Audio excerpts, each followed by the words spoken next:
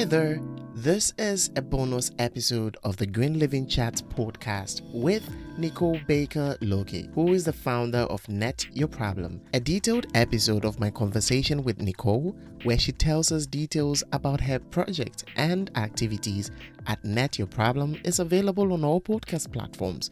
Why don't you check this episode out before digging into this episode? On this bonus episode, Nicole tells us about the role of recycling and how recycling can be done effectively.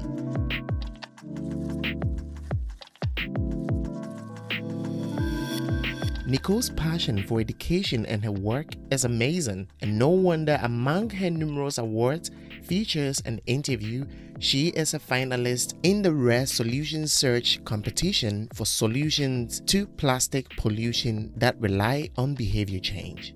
So why don't you take a minute and find a link to Rare Solution Search competition in the show notes and vote for Net Your Problem. Now I can't wait for you to get details of this conversation, so grab a coffee and let's get into this episode.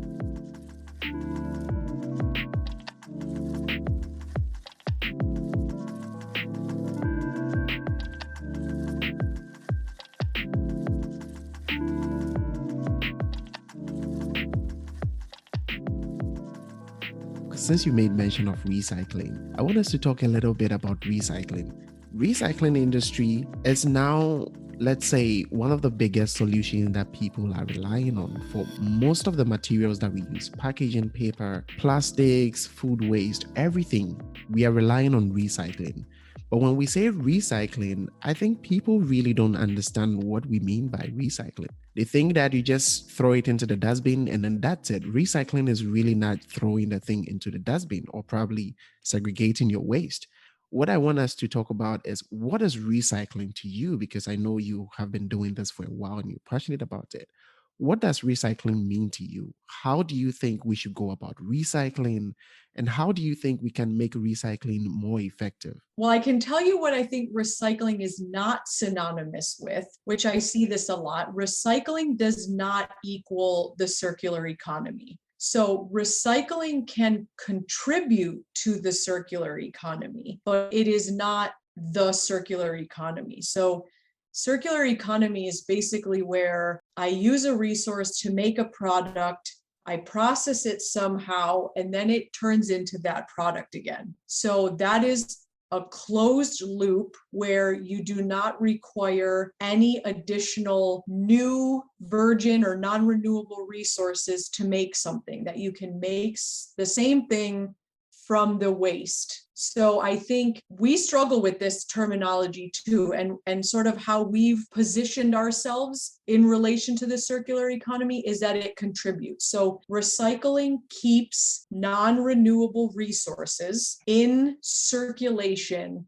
longer than one time. So it's not necessarily that it keeps going round and round and round and round, but it contributes by reducing the amount of non-renewable resources that you need to extract to make new products. I think a lot of terms that are very often confused with recycling or lumped together are all the different ways that we process waste. So when I was preparing for this podcast, I actually wrote here 1, 2, 3, 4. So 4 different ways that we can process waste.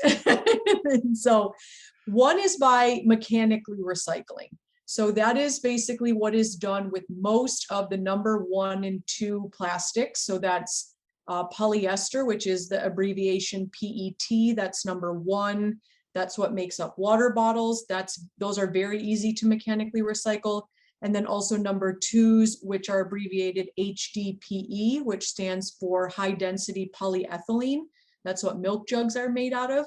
So those are very easy to grind up, wash, melt, and make into new little flakes or new little pellets that somebody making something can purchase and used to make a new thing. So mechanical recycling is this process of grinding up plastic and making the new raw materials. You also have advanced or chemical recycling, depending on where you are located. This word is synonymous, but one is what the US uses, one is what the European Union uses. And this is a process by which plastic is broken down into the carbon and hydrogen building blocks of plastic. And then those building blocks can then be purchased or reformulated in some way to make new plastic. The difference here is that mechanical recycling retains the original characteristics of the material, whereas advanced or chemical recycling, if the original plastic was degraded in any way,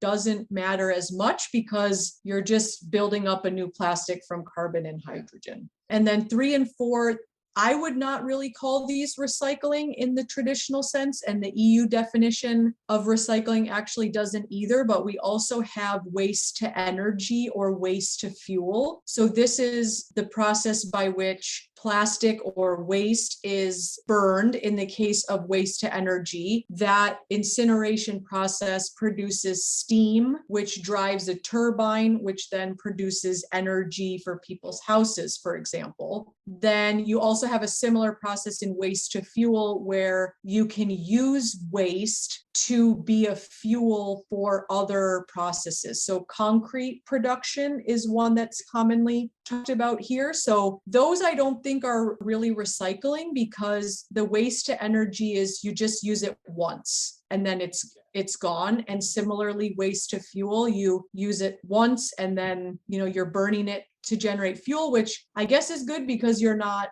extracting oil to make that fuel, but I wouldn't say that that's on the same level as recycling. Good job, Nicole. I think this was very important information. I know you are doing some research on the side, and I would just like to get your thoughts on this. I watched one of your videos on your YouTube channel, and it talked more about how we can make recycle effective. And point one was that materials or packaging should be made with recycling in mind. You have been in the recycling industry for a while now, and I would just like you to mention some of the struggles that you have concerning this in particular. Just as you mentioned right now, there are so many methods that we can use to effectively recycle materials. If materials are not made to be recycled, then what is the end? How do we do this? Because already economically, I think recycling companies are struggling to go about their work. So what do you think generally about that? Yeah, the thing that comes to my mind right away was this example that I heard from Norway, where they came up with new rules about how bottles had to be made for beverages. So the top of the bottle should be made from the same plastic as the body of the bottle. Why should one be PET and one is HDPE, for example? That causes such a headache when you are in the recycling factory and you're trying to sort things according to the types of plastic. They were also saying that this film that you normally find around, which says what the brand is, the nutrition facts, that is also another kind of plastic. So why can't we stamp something on, just to make it easier for the people that are actually doing the processing of the materials to deal with less types of plastic in one single item. So I think the redesign of the materials is a huge opportunity, I would say, for brands and manufacturers to be thinking about the end of life of their materials. I think this is now a new thing, I guess, this discussion about end of life and design for recycling. Before it was, how do I design the package the best so that people are drawn to it and they want to buy it? Not how do I make this easier for it to get reused at the end of its life? And we have some similar room for improvement, I would say, with fishing gear. So 2 of the main examples of this are, there is a type of line that is used that is polyester and polyethylene braided together in one line. I totally understand the functionality and why this is like this, because the polyester soaks up the water, which causes this line to sink. If you just had polyethylene, the line would float on the surface of the water. That's why you see a lot of times fishing gear on beaches, it's always this polyethylene kind that floats. You don't see the kind that sinks. So is there a way to somehow make this sink with using one type of plastic, right? There's another similar example where fishermen connect two different parts of the net by sewing like a very thin twine. And that twine is a type of nylon, which is what the fishing net is made out of, but very different, tweak the chemistry of that nylon just enough so that it's different. And then it makes it harder to recycle. So could we just make the twines from the same kind of nylon that the web is? And I understand there are all kinds of structural strength reasons probably why they don't, but that's a real big room for innovation, I think.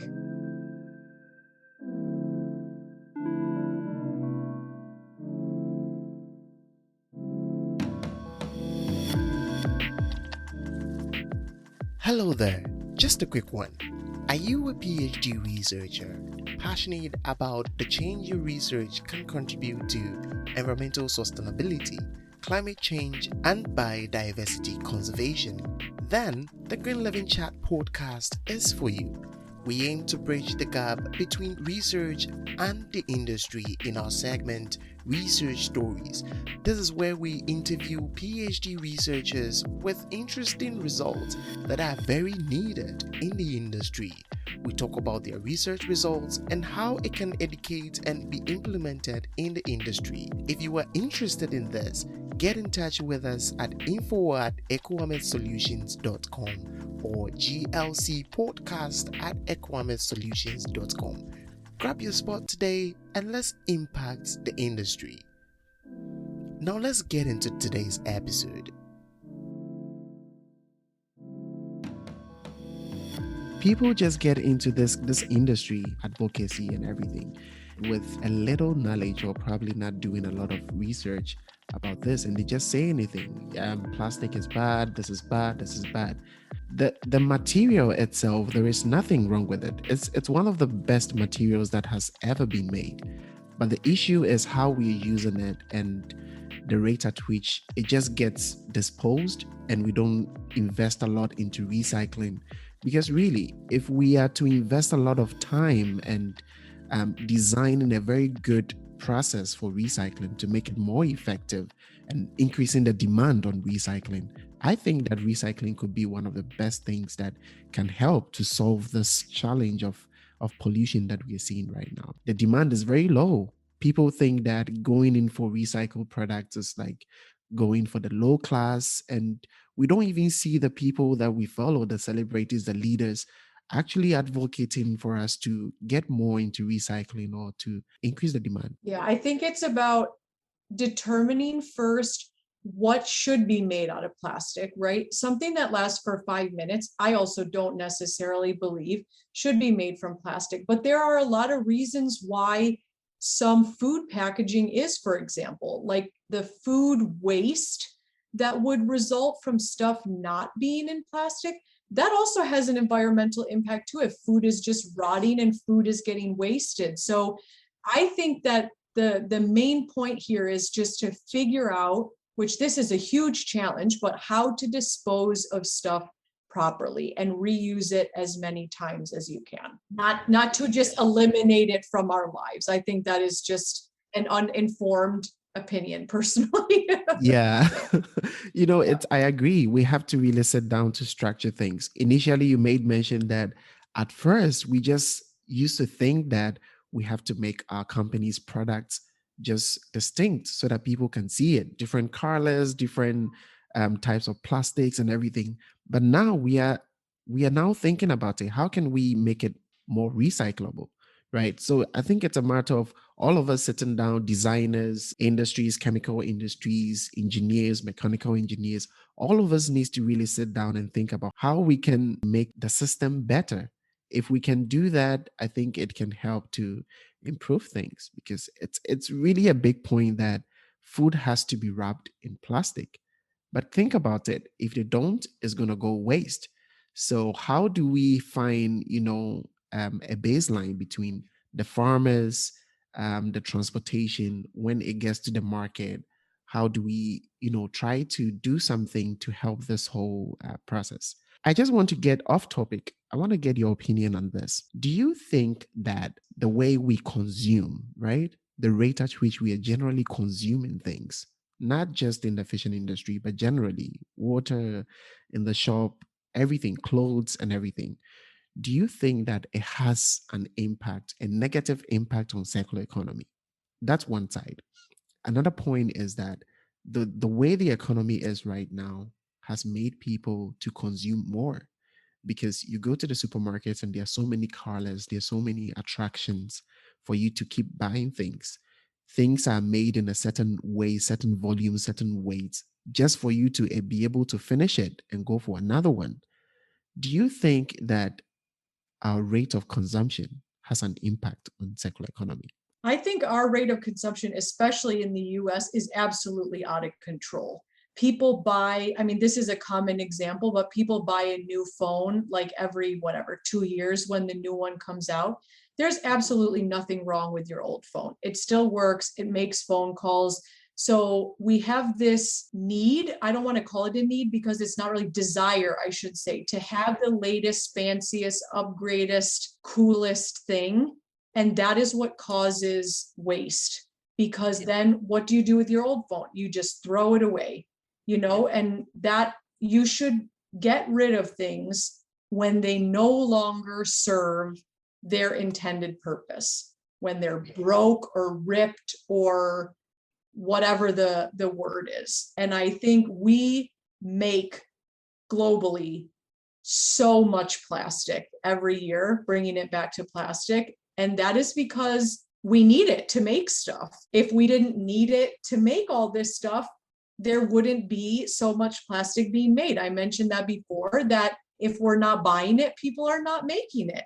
If we didn't buy the cheapest TV, if instead we paid more for a durable one that lasted longer, that's what companies would make, because we're saying that this is what we want. So I think we need to, again, really think about the power that we have, that we show that power when we spend our money. That, a strategy that we use in our house is, if I think I need to buy something, I write it on a list.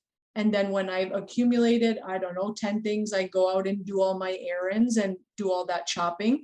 But it gives you some time to think between, do I need this? Or maybe not, I could probably go without this. And I think the ability for online ordering, I think I want a phone, boom, I buy one. It's in my house the next day. That's the thing. So destructive, I think, in terms of environmental impact of manufacturing and consumption of products. So I would just personally encourage people to really think about what you need to buy, if it's necessary or not.